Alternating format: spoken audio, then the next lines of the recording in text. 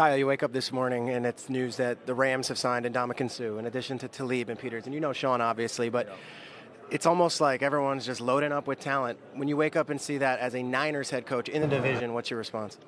It is what it is. I mean, he's a good player. There's a lot of good players in this league. I know one of the best is there, too, with Donald, so it's going to be a huge challenge.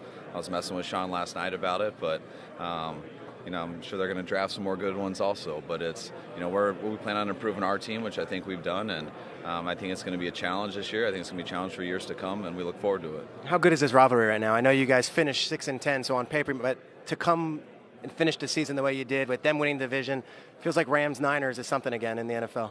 I think we got 4 good teams in our division. I know Arizona and Seattle have been at it for a while, and I'm not going to act like they're not going to be there every year also. We got, there's 4 good organizations, good coaches, good players, and it's a tough division to be in, but it makes it more fun also.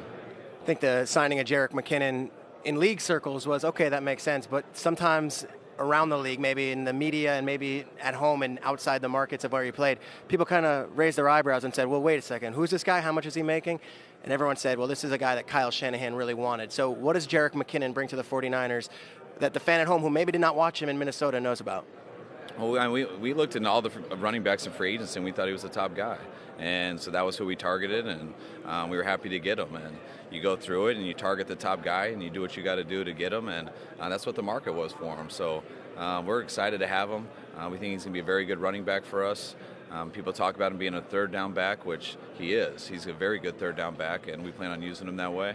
I also think he's a good first and second down back, too. So we're pumped to have him, and I think when it comes to free agency, you got to target who you want, and the market gets set, and you go get them. And my philosophy on free agency, if you're getting a good person, a guy who works hard, who practices hard, plays hard, is really the same way every day, and then you're usually going to make a good decision. And the homework we've done on Jerick and the type of guy he is, the type of talent we can see on tape from his NFL days back to his college, we're very excited about the person and player we got. Seeing the hysteria around Cousins and Keenum and Bradford and all those guys, how important was it for you guys to get done the Garoppolo deal before even the Combine and just have that set so you can now build your team from there? It was very important. After the way Jimmy played at the end of the year, we didn't know it right when we got him, but we quickly saw about 2 to 3 games into it that we had to make sure to get this done right away because he played at such a high level for us. We loved the guy in the building, the way he handled himself. Our players loved him, coaches loved him, and then I think everyone saw how he played. So the sooner you can get something done like that, the easier it is to where you can set everything else up, go for your other targets, and we knew it would get done. When you got 2 sides who want to get something done, it usually happens, and it was a credit to their side and our side that they were able to get it done before free agency started.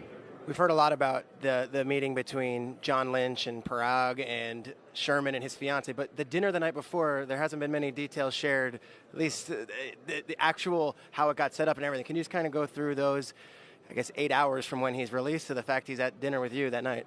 We had an idea he was getting released, and we had to wait till 12:01 till it was official to where we could call him. And at 12:01 we called him, and fortunately he was in Vegas, which is only about a 45-minute hour flight from us. So he wanted to do this fast, so did we. So I had never met him before, so I wanted to spend some time with him. So him and his fiance Ashley, they flew up. They met my wife and I at dinner on that Friday night, just a few hours after I talked to him, and we had a good dinner.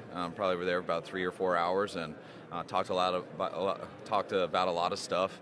He remembered so many plays against them, which I remembered him too, and we really enjoyed each other, and pumped to have him on our team.